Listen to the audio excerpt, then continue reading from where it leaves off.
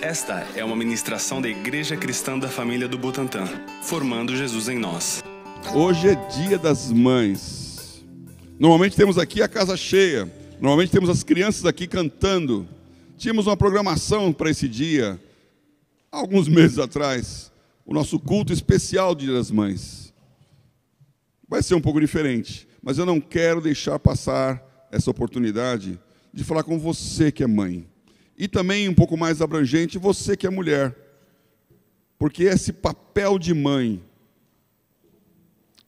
esse sacerdócio, esse chamado. Eu lembro que algum tempo atrás eu escrevi essa frase: mãe é a vitória da teimosia do amor. É a vitória da teimosia do amor, que insiste em permanecer e ocupar todos os espaços. A mãe faz isso, ela está em todo lugar, ela parece onipresente, porque ela está sempre de olho no seu filho. Ela está sempre vendo onde ele está, onde ele não está, o que pode acontecer de ruim ou de não, antecipando as coisas. A mãe ocupa todos os espaços. E ela também parece onisciente, porque ela parece que sabe o que você está pensando, sabe o que vai acontecer, é onipotente. Então ela fala: não faça isso que vai dar errado. Aí você pensa: puxa, vai dar errado porque ela falou. Parece que é uma profecia. Parece que ela sabe o futuro. Mãe é um sacerdócio. E toda mulher é preparada para isso. Eu sei que essa sociedade moderna tenta desconstruir os papéis. E eu aqui estou longe de querer transformar, estratificar coisas de más experiências históricas ou do passado, ou até civilizatórias, para dizer que é assim. Não, o que Deus quer, o que Deus sempre quis, é diferente do que nós vivemos. Mas é um fato bíblico, é um fato histórico, é um fato universal, de que nós somos criados com papéis. E a mulher tem esse papel da mãe, na natureza, em todas as espécies, e conosco, a mulher mãe. E eu quero falar um pouco sobre isso aqui hoje, porque a igreja também é mãe. A igreja também é mãe. Um dos textos mais fortes nesse aspecto é o texto da crucificação de Jesus. Porque a história de Jesus começa com a mãe, começa com Maria, adolescente para jovem, comprometida com o seu esposo futuro, José, recebendo a notícia de um anjo de que ela ia dar à luz ao Filho de Deus, virgem. Então começa com o anúncio de uma maternidade que ela deveria ter acalentado durante quanto tempo em sua vida, o momento de ser mãe, totalmente inesperado em relação ao que ela planejava. E nasce aquele filho, naquela manjedoura. A maior festa, celebrada inclusive pelo comércio, é o Natal. Natal é quando todo mundo se movimenta. A segunda maior festa, Dia das Mães. Que nesse ano aqui está diferente para todo o comércio. Presentes que não podem ser comprados, almoços que não podem ser realizados, festa que não acontece. Por quê? Porque Maria era mãe, deu à luz a Jesus no Natal, e agora no Dia das Mães comemoramos a sua maternidade, a maternidade de todas as mulheres. Então, essa Maria vê o filho crescer, e vê ele se desenvolver de uma maneira estranha. E quando ele atinge sua maioridade judaica, com o Bar Mitzvah, aos 13 anos, ele já está independente, já está discutindo com os doutores da lei, já se perde lá no templo, e eles voltam para casa e Jesus não volta. E fica perguntando: onde está Jesus, onde está Jesus? Eles não moravam em Jerusalém, mas todo ano iam à festa. E aí então, Jesus está com os mestres, cuidando dos negócios do Pai. E começa a falar de uma outra família. Jesus começa a dizer que ele tem outra família, além de José, Maria e seus irmãos. Que outra família é essa? Essa outra família é aquela que começa a se formar ao seu redor, com os seus discípulos, e culmina nesse texto aqui que eu quero ler com vocês, em João, capítulo 19, que é o texto que dá tema à nossa mensagem de hoje. João, capítulo 19, Jesus está sendo crucificado, e no versículo 26 diz: ora, Jesus vendo ali sua mãe, e que o discípulo a quem ele amava estava presente, disse à sua mãe: mulher, eis aí o teu filho. Depois, disse ao discípulo: eis aí tua mãe. E desde aquela hora o discípulo a recebeu em sua casa. Pode deixar esse slide um tempinho aí. Jesus está dizendo que ele ia morrer, que ele estava acabando, mas que como filho não ia deixar a sua mãe desamparada. Então ele se volta para João, que é quem escreve o livro e que é o discípulo amado aqui descrito. João não quis colocar o seu nome. Ele falou: Jesus olhou para Maria e disse: mulher, eis aí teu filho. E olhou para João e disse: filho, eis aí a tua mãe. E desde então, João cuidou de Maria. João foi o último a morrer. E com certeza levou esse encargo que Jesus deu até o final, até a morte de Maria. Filhos e mães. Lembrando que Maria tinha outros filhos. Lembrando que ela tinha uma família. E, portanto, esse texto mostra que, além da família biológica, havia uma família espiritual, havia uma igreja que estava envolvendo aquela casa. E é isso que eu quero falar com vocês um pouquinho agora aqui. O papel da igreja como família. Porque a igreja é a nossa família. E isso é um fato muito, muito discutido. Porque alguns, quando vêm para a igreja, abandonam a sua família biológica. Então só igreja, igreja, igreja, e depois se arrependem de perder vínculos com aqueles que são laços de sangue. Mas também há outros que não abandonam a família biológica e não se entrosam na igreja. Então há extremos. E a Bíblia ela fala uns textos que são complicados aqui. Eu quero ler com vocês aqui. Mateus, capítulo 12. Mateus, capítulo 12. Jesus dá uma resposta atravessada.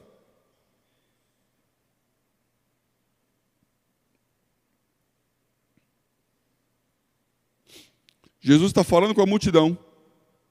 E a família dele está esperando. E aí no versículo 46, diz assim: e falando ele ainda à multidão, eis que estavam fora sua mãe, seus irmãos, pretendendo falar-lhe. E disse-lhe alguém: eis que estão ali fora tua mãe e teus irmãos, que querem falar-te. Porém ele respondendo disse ao que lhe falara: quem é minha mãe? E quem são meus irmãos? E estendendo a mão para os discípulos disse: eis aqui minha mãe e meus irmãos. Porque qualquer que fizer a vontade de meu Pai, que está nos céus, este é meu irmão, irmã e mãe. Uau! Jesus mostra aqui que existe uma relação da igreja que passa por cima da relação familiar, de sangue.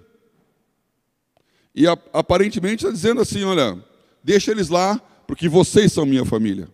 Esses aqui são minha família, eles não. Lembrando que Tiago, um dos Tiagos, que é um dos 12 discípulos de Jesus, tem o Tiago, o famoso filho de Zebedeu, e tem o outro Tiago, o menor, que é irmão de Jesus, que foi quem tomou contra a igreja. O Tiago que aparece em Atos, falando sobre circuncisão, não circuncisão. O Tiago que estava governando a igreja de Jerusalém, era o irmão de Jesus. Então a família dele estava envolvida no ministério dele. Assim como Maria. Foi Maria que começou o ministério de Jesus. O primeiro milagre dele, bodas de Caná, transformação da água em vinho. Maria está dizendo lá: fazei tudo o que ele disser. Ela está referenciando o comecinho da vida ministerial do seu filho. Então existe um envolvimento familiar com o ministério aqui também. Mas existe uma dimensão de família que Jesus coloca aqui clara e que nós não podemos desprezar. Por mais que você referencie e relativize, o que está escrito aqui está escrito. qualquer que fizer a vontade de meu Pai, que está nos céus. Este é meu irmão, irmã e mãe. Há outro texto também que vai nessa mesma direção, no livro de Lucas, no capítulo 14. E lá ele fala assim, no versículo 26. Se alguém vier a mim e não aborrecer a seu pai, e mãe, e mulher, e filhos, e irmãos, e irmãs, e ainda também a sua própria vida, não pode ser meu discípulo. Ainda bem que ele não parou com pai, mãe, irmão e irmã. Senão ia ter muita gente falando assim, eu vou aborrecer esses chatos aí, porque eu sou o de Cristo. Mas não é esse o sentido desse texto. Ele está falando aqui de que se você não pode ter em primeiro lugar, ninguém da sua família, ninguém da sua casa ocupa o primeiro lugar em sua vida. E nem você. E nem a sua própria carne. Então, se você não aborrecer a si mesmo, a sua própria vida, não dá para ser discípulo de Jesus, não dá para levar a cruz, não dá para ir após ele. Então nós temos que entender o papel da igreja como família e o papel da família como igreja. E essas duas coisas se encontram. E sabe por que elas se encontram? Não é por coincidência, isso não é social, isso não é uma construção humana. Deus não é um fruto da maneira organizacional da sociedade, porque ela é muito diversa em todos os lugares, em todos os tempos. Mas, ao contrário, a sociedade na sua organização reflete o que Deus é. A família é uma figura espiritual do que Deus quis ser. Deus poderia se revelar como uma força, como muitos pensam, como um senhor autoritário, um tirano, que tem o poder na sua mão e manda raios em quem desobedece, como um rei, imperador, teocrático, poder de Deus sentado num trono, como a mitologia grega coloca o Deus dele, Zeus. Deus poderia escolher qualquer forma de se identificar, de se relacionar com o homem, mas ele escolheu uma especial. Ele quis ser pai. Deus, pai. O que pressupõe que tem uma mãe e que tem filhos. E que, portanto, tem uma família. Para nós isso é muito caro, porque nós somos a igreja cristã da família. E esse nome não foi o nome que a gente escolheu ao acaso. Esse não foi o nome que Deus nos deu. Porque é um chamado, é uma percepção, é uma visão, é um valor. Nós somos família. E eu vejo que muitas vezes esse valor é atacado pelo inferno. Esse valor é abalado pelas circunstâncias. E há pessoas em nossas igrejas, e nossos irmãos, que às vezes sentem, eu não sou família não, eu estou sozinho, eu estou à mercê dos elementos. Se eu não cuidar de mim, ninguém cuida. Se eu não lembrar de mim, ninguém lembra. Se eu não sair primeiro, não vai ter segundo. E quero dizer, irmãos, que humanamente falando isso é verdade. Humanamente falando, há muita razão para que a gente não acredite que a igreja é uma família. É uma família de muitos filhos iguais a Jesus. Há muita razão para não acreditar nisso. Mas não sucumba a essa tentação, porque a palavra de Deus diz o contrário. A palavra de Deus diz que nós podemos ser essa família poderosa, que espiritualmente cumpre um papel. Então, abra aí em Efésios, no capítulo 5, um texto tão famoso, que a gente usa muito na hora do casamento, para falar da união do homem e da mulher. Mas eu não vou falar do casamento, eu vou falar do depois.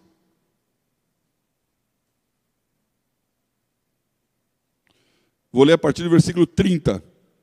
Aqui diz, porque somos membros do seu corpo. Então, nós, membros do corpo de Cristo. Por isso, deixará o homem seu pai e sua mãe, e se unirá à sua mulher, e serão dois numa carne. Grande é este mistério. Digo, porém, a respeito de Cristo e da igreja.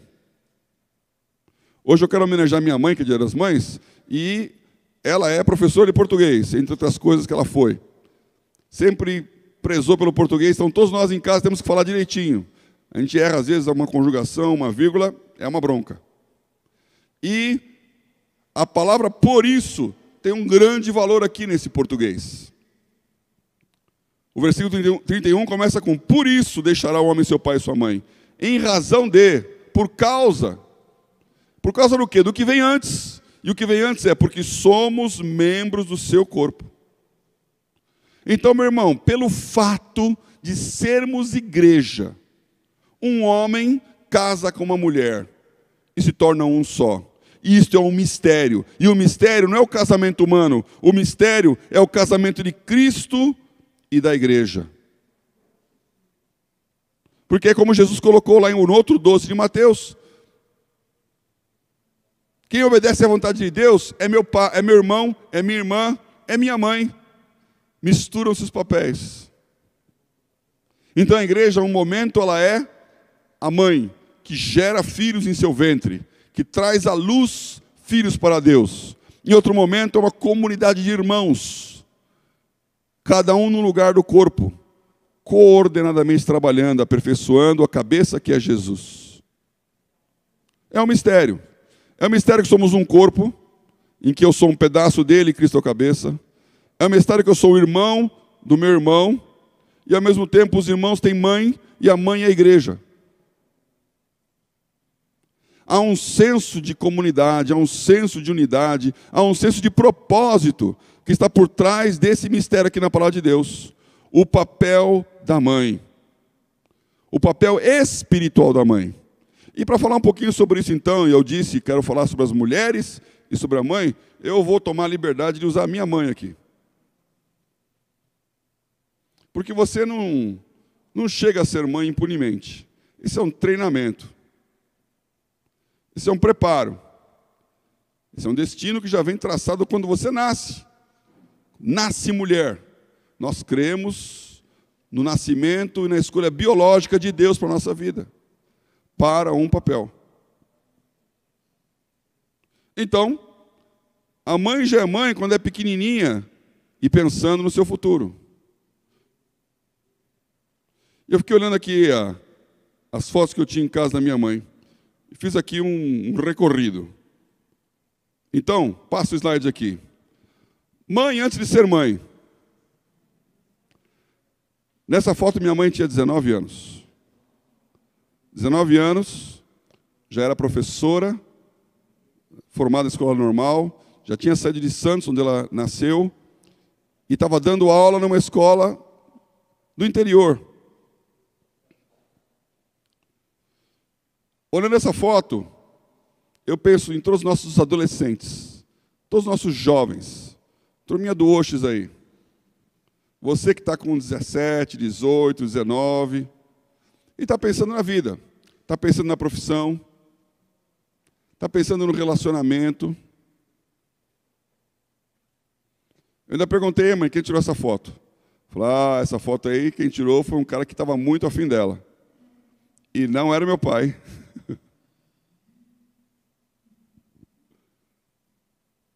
Isso aí não, ela está olhando bem para a câmera, hein? Você tem sonhos. Você tem expectativas. Você quer que coisas aconteçam. Você tem um propósito. A mãe antes de ser mãe. E aí, ela vai crescendo e ainda como filha, começa a olhar para a sua própria mãe como exemplo. A sua mãe é um exemplo na sua vida. Essa foto é difícil de enxergar. Mas é a minha avó com uma tia que faleceu a semana passada e a minha mãe. Dá para perceber que naquele tempo o pessoal tirava foto, não podia ver se estava enquadrado, né? Então, sobrou pé e faltou cabeça. A mãe que é filha. Então você que já vai crescendo, se torna-se moça e jovem, você começa a ter uma independência, você começa a ter uma autoridade, você começa a ter uma liberdade, mas tem que respeitar a sua mãe. Tem que aprender de sua mãe. O que você vai aprender? Bom, isso varia com o tempo. E não tem certo e errado, viu? Eu acho que nós não temos que voltar no século passado, século retrasado. Mas temos que entender como funcionava. Há não tão pouco tempo atrás, a mulher era preparada para ser mãe, como se isso fosse a única coisa que ela fosse fazer. A mulher não trabalhava. E quando se fala não trabalhava, dá a impressão que não fazia nada. Não, ela não trabalhava fora de casa. Hoje é outra realidade. Hoje a força de trabalho feminina é tão valiosa, tão importante e tão igual quanto a masculina. E por isso merece ser tratada com o mesmo respeito e com o mesmo salário. Coisa que não acontece ainda na maioria dos casos. Mas além do trabalho, ainda tem o trabalho interno. Então, antigamente, ela aprendia a cozinhar, aprendia francês, aprendia a tocar piano, preparando-se, fazia enxoval. E a mãe ensinava, porque a receita era um livrinho escrito à mão, em que a mãe tinha lá os seus truques de como fazer comida e ensinava a sua filha. Hoje ninguém mais recebe da mãe um livrinho de receitas. Hoje está tudo na internet aí. Hoje está tudo no YouTube. Você clica lá e já vê como funciona, e já vê a pessoa fazendo. Então os tempos mudam, mas a mãe continua sendo um exemplo para a sua filha. E o fato é que quando envelhece, a filha cuida da mãe. Eu tenho 2 irmãs maravilhosas que cuidam da minha mãe impressionantemente. Impressionantemente. Porque filhas cuidam das mães. Um exemplo na sua vida que um dia você vai retribuir. Ser mãe é um sacerdócio. E aí o tempo passa e aparece o pai, né? A mãe querendo ter um filho, surge lá o verdadeiro dono da foto. E aí você casa. Alegria, amor, a expectativa do novo, a vontade de constituir família. Porque quando você casa, você passa de solteira a casada.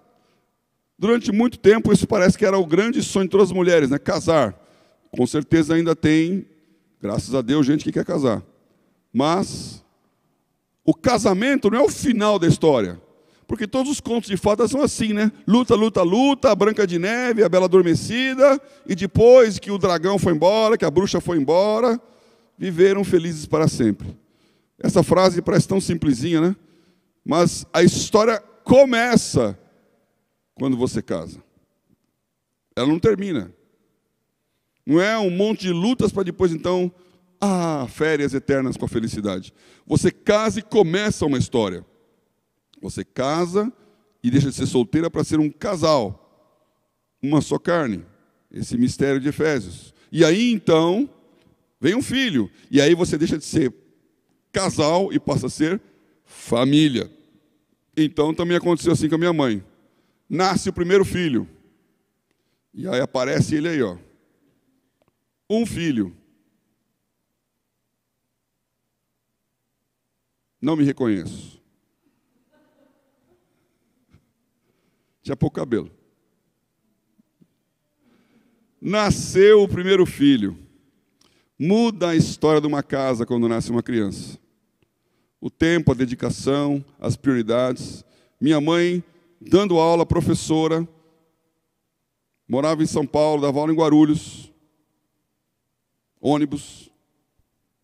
Agora tem uma criança em casa. Tem que se desdobrar, tem que cuidar, tem que amparar. E ainda mais porque depois de praticamente 1 ano e meio, nascem os gêmeos. Então agora são 3 filhos. E ser mãe não é nada fácil. Hoje vejo as meninas tendo filhos e não aguenta a barra. Tem que ter babá, tem que ter pessoas ajudando, tem que ter empregada, tem que ter a mãe. E naquele tempo lá não tinha ninguém não, e vamos que vamos. E dava conta do recado. Os filhos nascem, crescem, e os tempos vão andando. Até chegar um momento em que um filho se torna tão igual à sua mãe, né? Cabelos brancos dos 2 lados. Minha mãe hoje tem 88 anos. 89 este ano. É uma vida. É uma história. É uma saga. Desde quando começa lá atrás, os sonhos, as expectativas, os encontros, conhecer pessoas, até chegar nesse momento final, em que você vê os netos, e talvez os bisnetos, e a relação daquilo que passou. Nós aqui em nossa igreja temos mães. Mães que já têm netos e bisnetos. Mães que se casaram recentemente. Mulheres que estão pensando no casamento, já está lá olhando o namorado, o noivo. E mulheres que não estão pensando no casamento, mas não têm namorado ainda. Hoje é o dia das mães. E o que eu quero colocar com vocês aqui, como igreja, como oração, como autoridade de Deus na sua vida, é o porquê disso tudo. É o papel que começa quando você nasce e vai até o final. E para entender essa maternidade, que é aquele mistério que Paulo falou aos Efésios, eu quero ler um outro capítulo 12, que é o capítulo 12 de Apocalipse. Apocalipse, capítulo 12. Quem escreveu Apocalipse foi João, esse mesmo discípulo que ficou cuidando de Maria até o final da vida dela, que pegou a responsabilidade como igreja. E eu quero dizer que a igreja é esse lugar onde nós não estamos sós. Então, se você já não tem mãe, se a sua mãe faleceu, há outras que substituem. Se você tem um problema que você não consegue resolver, há outras famílias que podem resolver. Porque nós somos filhos, irmãos, irmãs, uns dos outros, nesse lugar chamado igreja. Há um mistério e há um milagre, em que irmãos se unem pelos laços do sangue de Jesus e se vinculam em suas histórias. E nós podemos amar uns aos outros. Porque uma família é um lugar onde a pessoa é amada mais do que o outro que não é da família. Isso pode parecer até injusto, mas acontece em qualquer casa, porque você vai amar, cuidar e proteger o seu filho mais do que do filho do vizinho, ou do que o filho do estranho. Alguém tem que ser família com ele, mas você tem a preocupação com a sua. Nós cuidamos dos nossos. Por isso, nesses tempos de pandemia, nesses tempos de quarentena, a pergunta é, tem alguém para trás? Tem alguém necessitado? Tem alguém precisando de algum apoio? É papel da igreja. Ao mesmo tempo, não é a igreja que tem que segurar uma onda que os familiares de sangue não seguram. Porque Paulo também orienta os jovens que vêm depois dele, Timóteo, fala, olha, na igreja você cuida das que são viúvas. A mulher ficou viúva, a igreja sustenta, porque ela é viúva da igreja. Agora, se tem família, os familiares que cuidem. Se não tem família, a igreja cuida. Então nós somos uma casa que não destrói os laços familiares, mas complementa, mas acrescenta, mas fortalece. Com que propósito? Apocalipse capítulo 12. E aqui então diz assim, vi um grande sinal no céu, uma mulher vestida do sol, tendo a lua debaixo dos pés, e uma coroa de 12 estrelas sobre a sua cabeça. Esta mulher é a igreja. E estava grávida, com dores de parto, e gritava com ânsias de dar à luz. E viu-se outro sinal no céu, e eis que era um grande dragão vermelho, que tinha 7 cabeças, 10 chifres, e sobre as cabeças 7 diademas. Esse é Satanás. E a sua cauda levou após si a terça parte das estrelas do céu. A rebelião do diabo contra Deus fez com que 1/3 dos anjos caísse. 1/3 das estrelas do céu se tornaram demônios, anjos caídos. E lançou-a sobre a terra. Nós vivemos num lugar oprimido. Nós vemos uma terra dividida. Nós estamos no meio de uma batalha. Existe pressão que fala que você não é família, que não há amor, que a igreja não existe, que Deus é uma farsa, que a história termina quando você fecha os olhos. E essa pressão está corroendo a sua capacidade de crer. Por isso tem que ser igreja mesmo. Por isso essa luta tão grande, sem quartel, contra os valores de família. Porque eles são os valores de Deus na Bíblia. E o dragão parou diante da mulher que havia de dar à luz, para que, dando ela à luz, lhe tragasse o filho. O diabo queria destruir a Jesus. Isso aconteceu literalmente quando Jesus nasceu em Belém. E Herodes mandou matar todas as criancinhas. O dragão querendo matar o filho. E deu à luz um filho, um varão, que há de reger todas as nações com vara de ferro. E o seu filho foi arrebatado para Deus e para o seu trono. Jesus foi preservado fisicamente ali e foi preservado espiritualmente. E quando você vê a grande tentação que aconteceu quando Jesus tinha 30 anos, a tentação foi justamente isso, um dragão diante dele dizendo: você me adora, você se ajoelha aqui, eu te dou todos os reinos dessa terra. Você deixa de ser filho e passamos a ser sócios. Não tentarás o Senhor teu Deus. Deus preserva Jesus dessa batalha, dessa guerra, desse ataque espiritual contra ele. E a mulher fugiu para o deserto, onde já tinha lugar preparado por Deus para que ali fosse alimentada durante 1260 dias. Hoje eu não tenho nem tempo de falar da escatologia aqui, mas quando Jesus é retirado, a mulher foge. E nessa hora, houve batalha no céu. Miguel e seus anjos batalhavam contra o dragão. E batalhavam o dragão e seus anjos. Mas não prevaleceram. Nem mais o seu lugar se achou nos céus. E foi precipitado o grande dragão, a antiga serpente chamada o diabo. E Satanás, que engana todo mundo, ele foi precipitado na terra. E os seus anjos foram lançados com ele. E ouvi uma grande voz no céu que dizia: agora chegada está a salvação, e a força, e o reino do nosso Deus, e o poder do seu Cristo, porque já o acusador de nossos irmãos é derrubado, o qual diante do nosso Deus os acusava de dia e de noite. E eles o venceram pelo sangue do Cordeiro e pela palavra do seu testemunho, e não amaram a sua vida até a morte. Isso está no passado. Já houve essa batalha. Já houve essa guerra. Eu não sei se você já se perguntou por que o diabo se rebelou contra Deus. Mas o fato é que depois de rebelado, ele continuou tendo acesso aos céus. Ele não foi expulso no Éden. Tanto é que em Jó, quando os filhos de Deus se reúnem, está lá no meio deles Satanás. Cutucando, acusando, exatamente o que disse aqui, o grande acusador. Deus fala: viu meu servo Jó? E o diabo falava: claro, ele tem tudo. Toca nele aí para ver se ele continua te abençoando. Toca na vida dele para ver se ele continua crendo.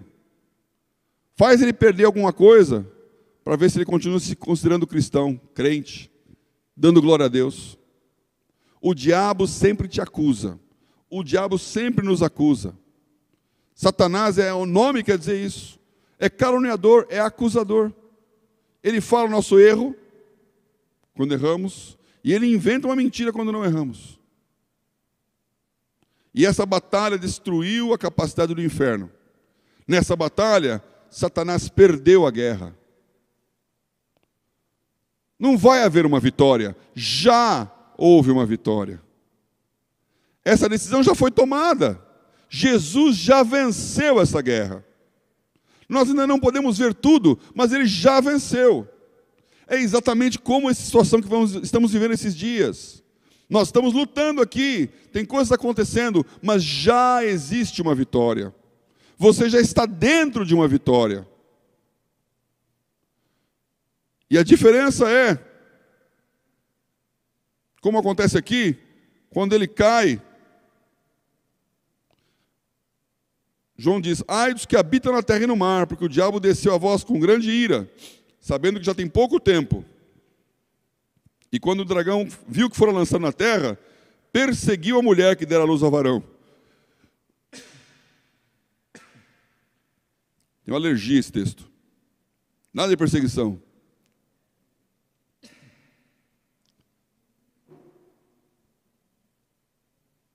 Esta guerra está acontecendo. Um inimigo furioso, derrotado, tem ódio.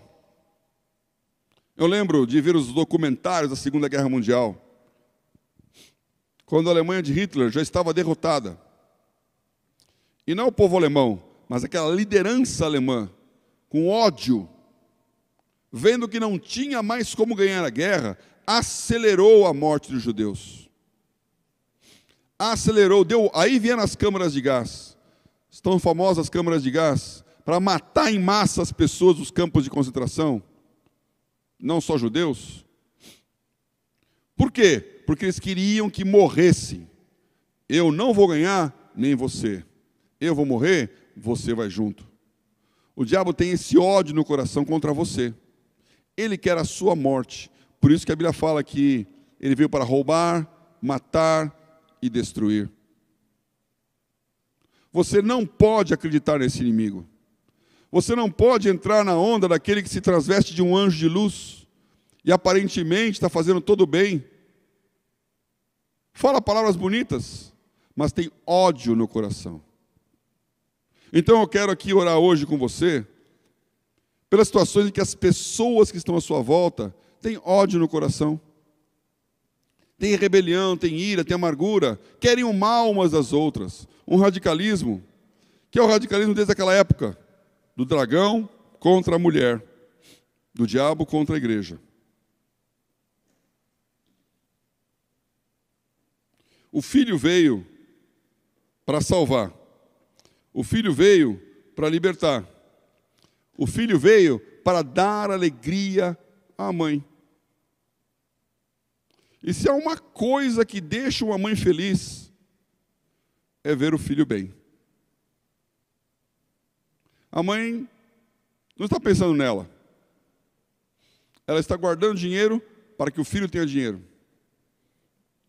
Ela está criando estruturas para que o filho tenha segurança. Ela está até proibindo o filho de andar, fazer e viver com medo de que ele sofra algum dano e prejuízo. Porque o papel da mãe é abençoar o filho. E que mãe não daria a sua vida pelo seu filho? Minha mãe falava sempre da mamãe pelicano. Pelicano conta essa história que rasga seu próprio corpo para poder alimentar o seu filho. A alegria da mãe é o filho. Então você que é filho, e todos nós somos filhos, você pode alegrar a sua mãe. Se ela está viva, você pode alegrar fisicamente. Você pode responder com uma palavra de afeto, com uma palavra de vitória, com uma palavra de consideração. E se você não tem mais a sua mãe viva, você pode amar a sua igreja. Essa mãe que também cuida do mesmo jeito. Honrá-la, abençoá-la e cumprir o propósito de filho. Vencer essa batalha. Derrotar o seu inimigo. Então agora, eu quero orar com vocês para que você como filho abençoe a sua mãe. Se a sua mãe está fisicamente com você, pode abençoá-la agora. Se ela está separada, até por conta dessa segurança da quarentena, uma ligação, uma conversa. Se ela não está mais entre nós, honre a igreja. Seja um filho grato. Diga ao Senhor, obrigado pela família que eu recebi. E se a sua família não é tão boa quanto você imagina, olhe para que a igreja dentro dela faça essa diferença.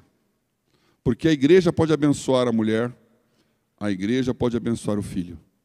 Nós vamos abençoar a sua vida agora e clamar que o Senhor te ilumine nesse momento a ser um filho, um bom filho. Um filho que é grato, um filho que é obediente, um filho que honra o seu pai. E mesmo que a sua mãe ainda esteja naquela fase da teimosia do amor, entenda que é mais amor do que teimosia, porque não é para ela, não é por ela. Nós queremos continuar orando aqui pelos vínculos familiares, pela estrutura da casa, pelo poder da família, pela autoridade de estar juntos. E se alguma coisa que essa crise nos mostrou é que nós podemos viver juntos. Então, celebre estarmos juntos, mesmo que isso tenha o seu lado pesado. Está desacostumado, mas vai sair dessa crise ambientado a amar a quem merece ser amado. Vamos honrar nossos pais, nossa mãe, vamos honrar a igreja, em nome de Jesus.